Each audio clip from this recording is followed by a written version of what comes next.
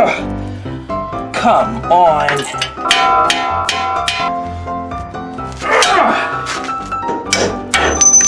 Oh, come off it. Ugh. Why does everything fight on this damn truck? Off.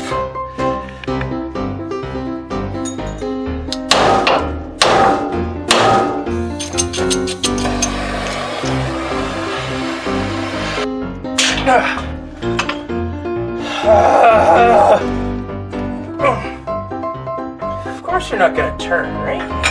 Oh, come off it. Oh, come on. Hello everyone.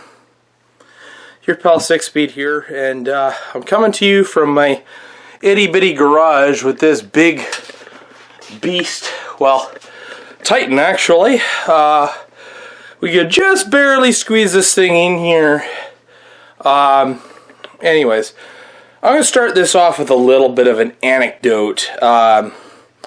Anybody that's ever watched Dave Ramsey, the financial advisor, sometimes when somebody's in a lot of debt, he talks about what's known as the shovel-to-hole ratio.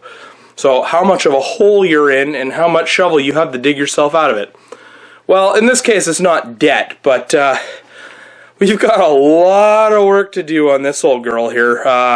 This belongs to a coworker of mine, and he's always been really, really good to me. And so when he asked if I could do some work to his truck, I said I would help him out. Anyway,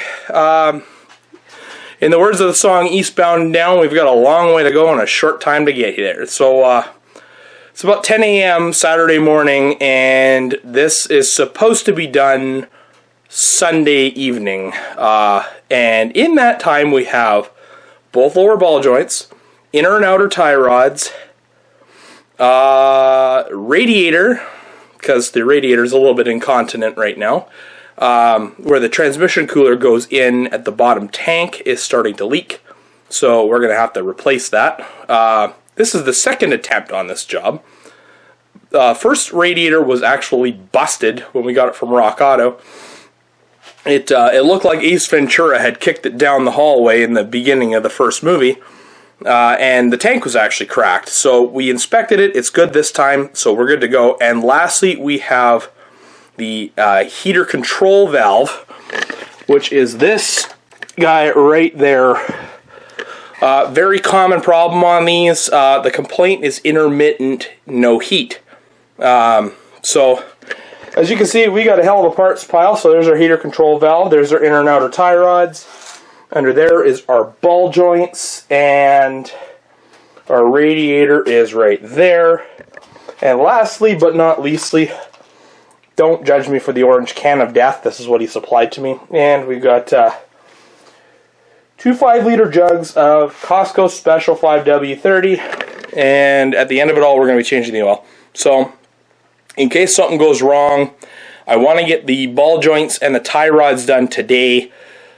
So that it will be going to get in alignment first thing on Monday morning. So we're going to get it close. We're going to take our measurements and whatnot.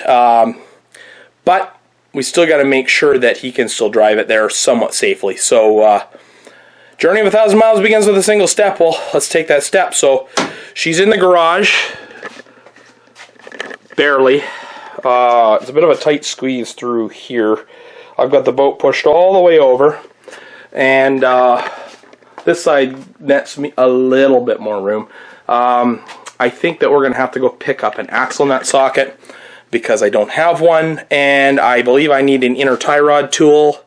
I might not, but it's 13 bucks at Princess Auto, so I may as well while I'm at it. Anyway, let's start by getting the wheels off, and we'll figure out if I have a socket for this or not.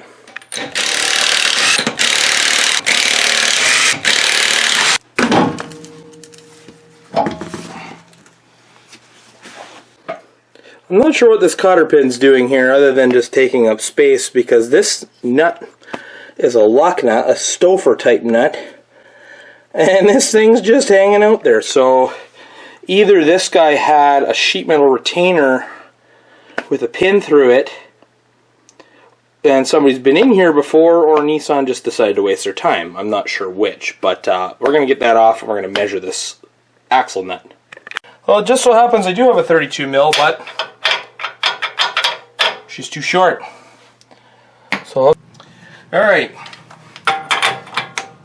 Haven't even gotten the bearing off yet, and part store count is 1.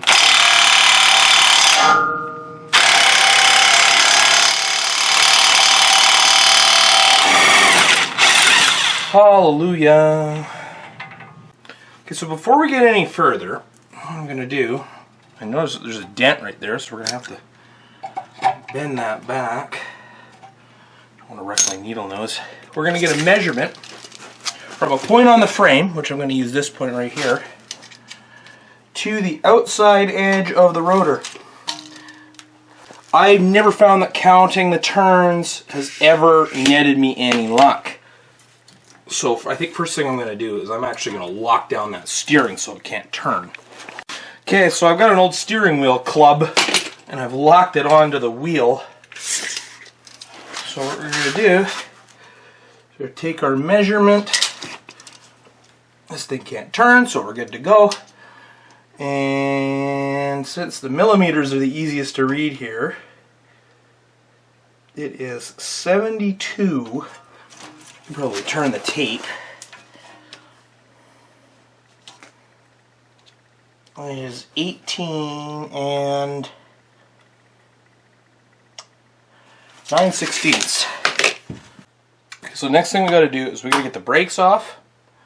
We have to get the ABS sensor off, which is up here, just on clips in a couple of spots. And then we are going to unbolt this brake line bracket here, because we're going to take the entire knuckle off. So there's one bolt in behind there that holds that all down.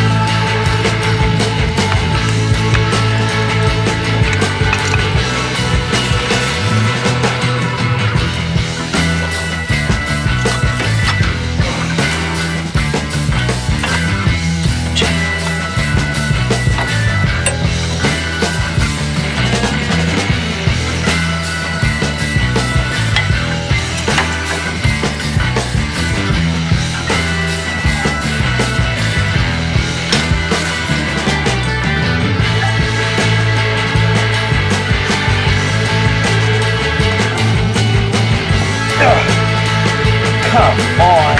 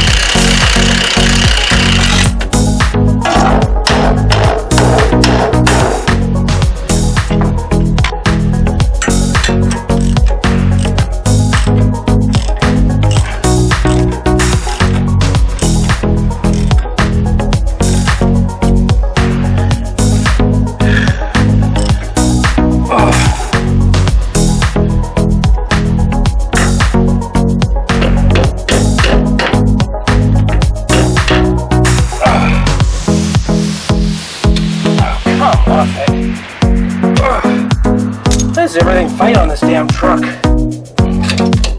Off.